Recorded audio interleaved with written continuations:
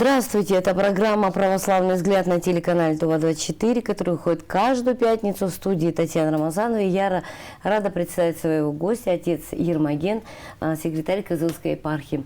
Здравствуйте, отец Ермоген. Добрый день, Татьяна.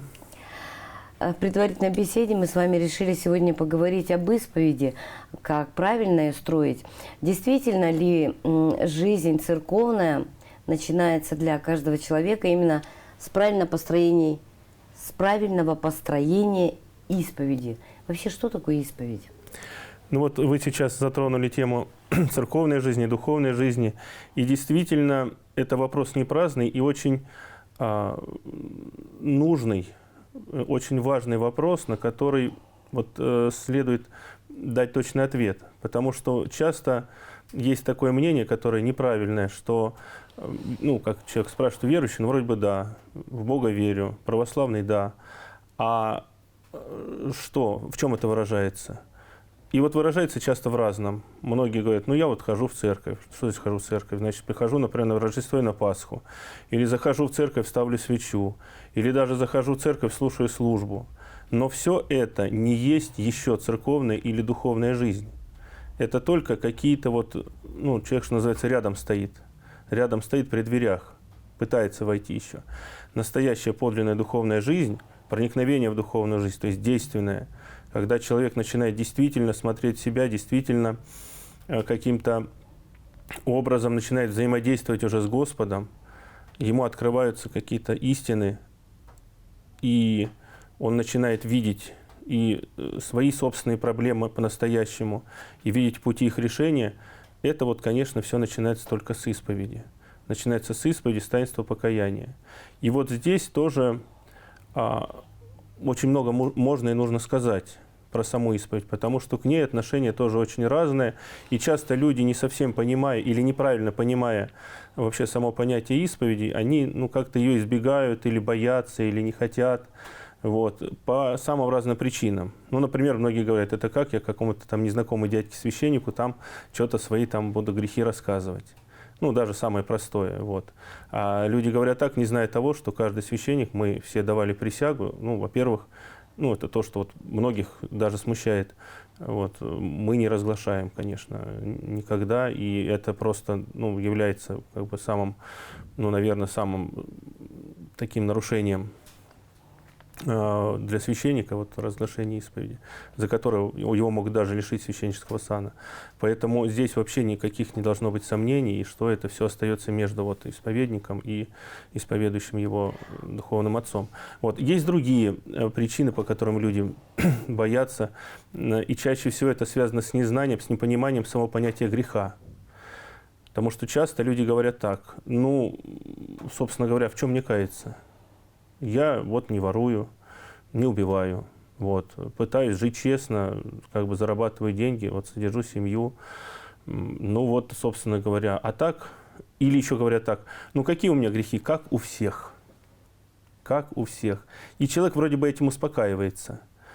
И не пытается дальше понять, а что же вкладывать в понятие исповеди сама церковь. Сама церковь. То есть всегда такой подвох, подножку такую ставит враг рода человеческого, дьявол, нам в голове в нашей, что мы вместо того, чтобы обратиться, что называется, это и в миру так, и не только в церкви, мы же куда-то приходим, мы обращаемся к специалисту. Это все равно, что человек приходит в больницу, или даже он не идет в больницу, потому что, оно само пройдет, да я сейчас это и так потерплю, или я знаю, там надо, вроде бы читал в газете, воды больше пить, и все должно пройти, но ты же пойти и спроси, есть специалист, Так же и в церкви. Одно дело то, что ты думаешь об исповеди, а другое дело, чем это является на самом деле. И то же самое можно сказать в целом про православие. Одно дело то, что ты думаешь о православной церкви и о христианстве, а другое дело, что это есть на самом деле, что само христианство, само православие говорит о себе. И поэтому сейчас наша передача, она посвящена исповеди. Мы попытаемся с вами разобраться именно, что же является исповедь и вообще таинство покаяния на самом деле, чем оно является, для чего оно нужно. И почему без него невозможна никакая духовная жизнь, никакое духовное движение. И насколько часто нужно исповедоваться? Многие люди даже не знают. Каждый раз, приходя в храм, нужно подходить и исповедоваться. Раз в году. многие люди, так как у нас вообще не принято к кому-то обращаться со своими духовными, душевными проблемами, они все это скрывают. Может быть, еще какая-то боязнь, незнание, что служитель церкви его осудит, что он будет говорить не те слова на исповеди. Вот это может быть? Ну вот, да, вы очень много сразу подняли вопросов. Я попытаюсь постепенно на них ответить. Да. И начну с главного. Ну, во-первых, да. Во-первых, сразу скажу, чтобы вот в самом начале, чтобы всем было это понятно и нашим телезрителям в первую очередь. Все, что в церкви непонятно, все сомнения, все вопросы, которые могут теоретически могли бы у кого-либо возникнуть, в любом случае ничего не надо бояться. Служители церкви, священники, они на то и поставлены, чтобы помогать именно людям в этих вопросах.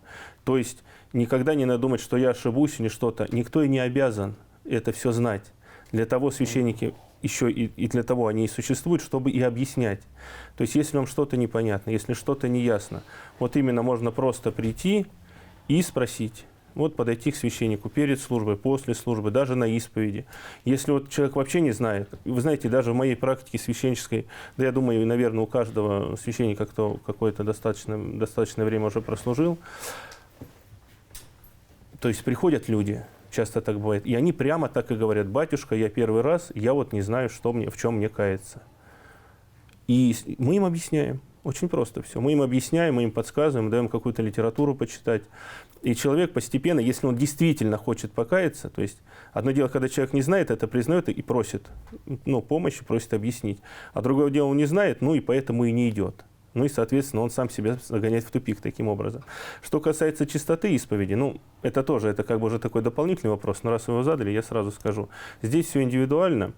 Вот. Мы сейчас все-таки говорим о каких-то первых шагах. То есть первая исповедь – это исповедь, которая подразумевает по возможности принести и раскаяться, принести к исповеди, раскаяться все грехи, которые человек совершал в течение всей своей жизни, начиная с сознательного возраста. Условно говоря, 7 лет, хотя у кого-то и раньше этот возраст сознательно наступает, когда человек сам уже отдает себе отчет в своих действиях и может давать какую-то оценку, и совесть его обличать начинает.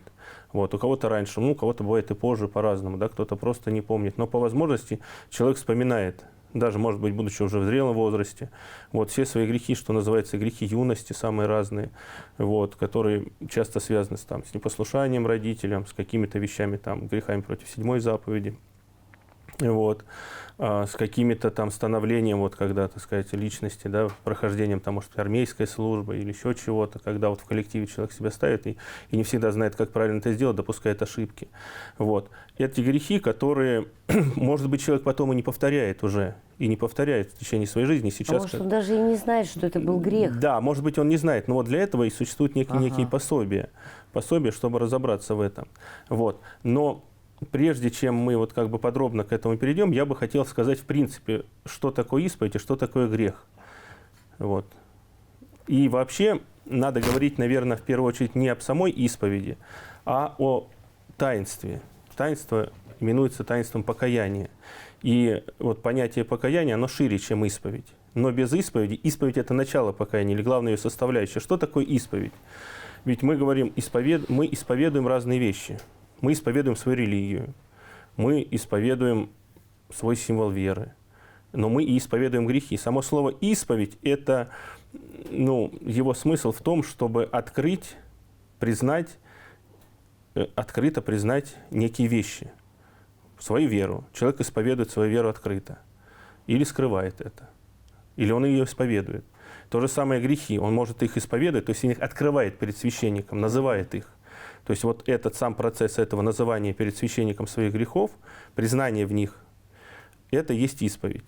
А за этим уже следует покаяние. То есть когда человек назвал эти грехи перед священником и спросил у Бога прощения, через священника получив уверение в том, что Господь его готов простить и прощает, дальше уже человек начинает справляться со своими немощами и идти путем покаяния. То есть, например, если человек объедался, он начинает воздерживаться. Если человек был не воздержан, опять же, в тех же словах, болтлив, он пытается быть молчаливым и так далее. То есть покаяние – противоположное действие тому греху, который человек совершал.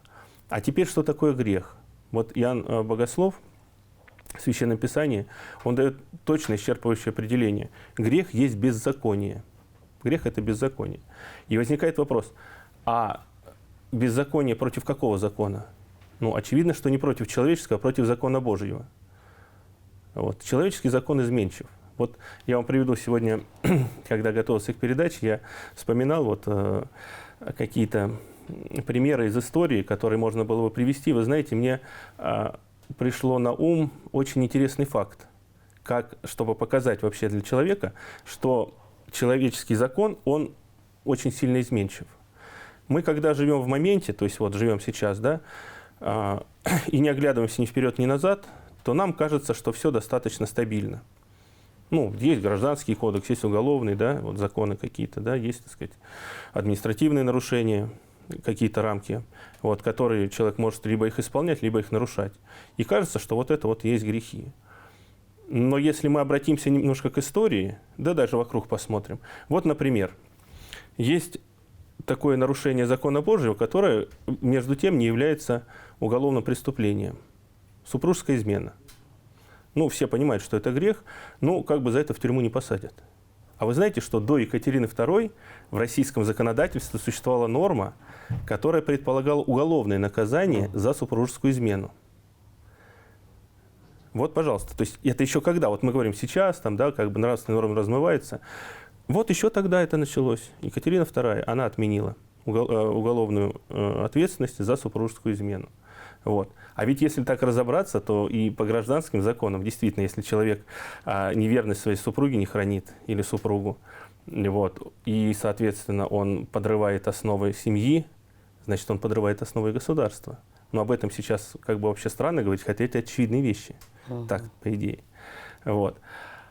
Но человеческий закон изменчив. Или вот мы, например, если вспоминаем каких-то вещах, ну, например, вот аборты, да, при Сталине это каралось очень строго. Сейчас никому в голову не придет. Ну, то есть, как бы нормально. Вот. Если раньше какие-то вещи, ну, там, недопустимые, там, всякие извращения и так далее, и за это тоже была уголовная ответственность. Да. Сейчас наоборот, во многих европейских странах, если ты говоришь что-то против этого или каким-то образом это осуждаешь публично, то ты можешь подвергнуть быть какому-то преследованию за эти вещи, если ты осуждаешь такое. То есть, видите, насколько все меняется. То есть, получается, мирские законы, да, они все меняются? Они меняются так, как и человек изменчив. А закон Божий, он также неизменен, как и Господь неизменен. Потому что сам Господь сотворил мир, Он сотворил те законы, по которым существует мир и человек. И его законы, что такое законы? Это же некие ориентиры для человека, исполняя которые человек избегает ущерба. Вот. Это как рекомендации врача. Не ешь соленого, острого и так далее. Человек, да что мне там эти врачи съел, ну, увезли с язвой. Вот. Нарушил закон врача. Вот. Который не придуманный, который естественный, который ты хоть как его трактуй, неизменен. Если у тебя язва, тебе нельзя кушать того-то и того-то. Все. Вот. Так же и Господь говорит. Вот есть 10 заповедей, которые... Вот мы подошли теперь, что такое закон Божий. Основной закон, 10 заповедей Божьих. Там написано, не делай того-то, того-то, того-то, того-то.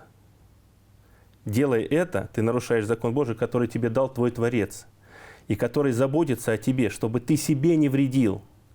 Нарушая эти заповеди, ты вредишь в первую очередь себе. Ты себе делаешь хуже. И Господь пришел, чтобы спасти нас. Спасти нас, если вот так сказать, мы говорим, мы все идем к спасению. От чего? Да мы спасаемся от самих себя, от собственного несовершенства, которое и нас, в общем-то, приводит в погибель, в ад. Вот. А чтобы спастись от этого, надо исполнять те поручения Божии, те заповеди Божии, которые нас предостерегают от того, чтобы вредить самим себе. И вот и все. А как, ну да, мы, естественно, ну, будучи уже людьми грешными, изначально это отдельная тема, мы, наверное, как-нибудь поговорим, как это произошло грехопадение, это все вот начиная с Адама. Уже как-то в своих передачах чуть-чуть мы этого касались. Но на данный момент человек, испорченный грехом, он так или иначе периодически согрешает. И вот для того, чтобы это исправить, чтобы вообще понять, увидеть вот те вещи, о которых мы сейчас говорим, в себе, и научиться избегать этого в дальнейшем, есть такое понятие, как исповедь. Потому что даже вот старые грехи человек согрешил, он уже этого не делает, а отпечаток в душе все равно остался. Остался какой-то То навык. есть их надо вспомнить и с ними прийти. Да, остался навык, осталось какое-то сердечное, понимаете, душа, она же, ее трудно объяснить, но мы ее чувствуем. Она как бы иногда, вот многие говорят, ну я вот стал каким-то черствым, я стал таким, да, я стал нечувствительным, я стал это. От чего это все происходит? От множества тех накопившихся грехов, которые каждый наносит душе раны. Раны могут быть старые, раны могут быть новые. Вот. Раны могут быть открытые и закрытые, но это все равно раны. И когда мы каемся, мы залечиваем эти раны. Вот. И тут же, опять же, вот вопрос об чистоте там, исповеди, да, и так далее. Вот. Многие говорят, вот, кстати, еще одна из причин, да что это я буду к вам ходить, у вас это что-то слишком просто. Сегодня покаялся, завтра нагрешил, завтра опять покаялся, нагрешил, опять покаялся. Это что такое за, вроде бы, как это? Ну, так говорят люди, которые сами не пытаются идти по этому пути. Вот. И не пытаются смотреть на вопрос реально, а просто теоретически они смотрят. А когда ты реально смотришь, да, ну ты, как бы, если ты воюешь, ты периодически можешь получать раны. Ну, ты же не будешь говорить, ну а что, я сейчас пойду их лечить, если мне все равно опять какая-нибудь пуля заденет. Мне надо лечить. Вот. Но впредь быть осторожнее. И стараться уже не попадать под пули. Или я вот в грязь упала, ну что, я не буду мыться, вдруг я завтра опять упаду. Нет, ты помойся, но ты следи, чтобы не упасть. Но если упадешь, опять придешь помыться. Понимаете, это насущное, когда это исходит от тебя самого. Когда ты видишь свою личную проблему, а не как-то теоретически, вот у вас там. Так не у вас там, а у нас у всех. Мы То все есть абсолютно, не попробовав, не да, мы все начав, абсолютно в одинаковой ситуации, абсолютно все люди на земле. Все вот в этом грехе вот мы варимся. Вот, и у всех у нас эти проблемы, они все на нашу душу оказывают влияние. И поэтому без исповеди, без покаяния наша жизнь, она, в общем-то, ну, не будет той, которая должна быть по заповеди Божией. Ну и хотелось бы сказать, что вот в церкви, в Воскресенском православном соборе всегда можно найти книги, которые объясняют, как подготовиться к исповеди, опыт построения исповеди. Там у вас много литературы. Татьяна Евгеньевна, вот я попрошу вас представить вот эту книжку. Сегодня мы принесли для наших телезрителей как пример одной из книг, но, на мой взгляд, она одна из самых удачных пособий, как начать исповедь, как подойти к этому. И существуют и другие. Вот. Они в православных храмах продаются, не только у нас, везде, и в интернете можно найти. Но вот, на мой взгляд, это вот и для начинающих, особенно для тех, кто делает первые шаги в храме, кто пытается подойти к исповеди, кто, как вы уже сказали, не знает, с чего начать, как сказать. Вот достаточно такая хорошее пособие. Да, его автор, уже ныне покойный архимандрит Иоанн Крестьянкин, достаточно известный такой духовник. Он большую часть жизни провел в Псково-Печерском монастыре. И там исповедовал еще в советское время. Многие люди проходили через него. То есть, и он построил этот опыт построения исповеди, именно построил его на заповедях Божьих и заповедях блаженства. То есть те как раз... те законы Божьи, которые нам даются. То есть тут все вот, как говорится, по полочкам разложено. Можно начать вот с этой книги. Да, с него начать. А дальше уже, конечно, это у каждого индивидуальный путь, но какие-то ориентиры нужны, потому что священник тоже не всегда имеет возможность и даже время про все расспросить и рассказать. Вот, представь, технически. Вот, поэтому нужно, чтобы человек и сам какие-то усилия предпринимал, да, готовился, домашнее задание, скажем так. Спасибо, отец Ермоген. Сегодня в студии телеканала ТУВА-24 в программе «Православный взгляд» мы говорили об исповеди, с чего начинать и что такое исповедь. И сегодня в студии у нас был гостем отец Ермоген, секретарь Козылской епархии. Спасибо. Всего доброго.